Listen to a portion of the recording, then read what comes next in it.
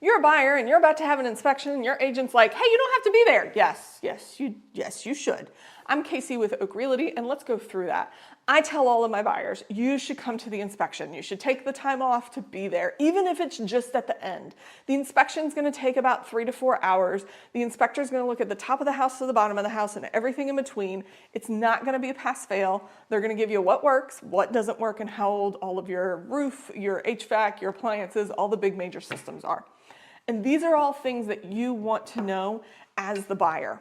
But the other thing, and on top of that, is the inspector's there as a resource. So if something's wrong with the foundation or the roof, the inspector is there to say, hey, here's one of the ways you can fix it, and here's another way you can fix it, and to be able to explain, things with the foundation, it's just wood and nails for the most part. Unless you have a slab, then it's concrete. But it's just wood and nails can be fixed, and here's how you fix wood and nails. And then we can then go, okay, hey, I have this person and this person and this person to come in to give us a quote to figure out what exactly we do with that foundation to fix it.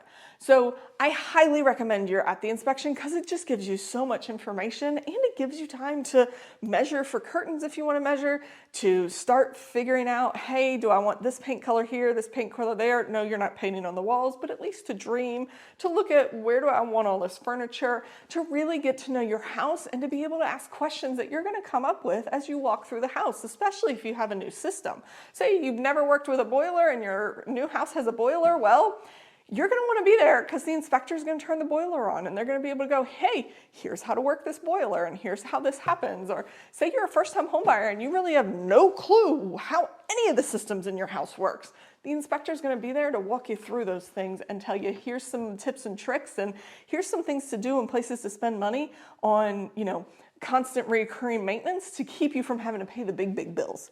So highly recommend you at your inspection because you're gonna get a packet about 30 to 40 pages thick of everything he sees and what is, a defect that we can negotiate with.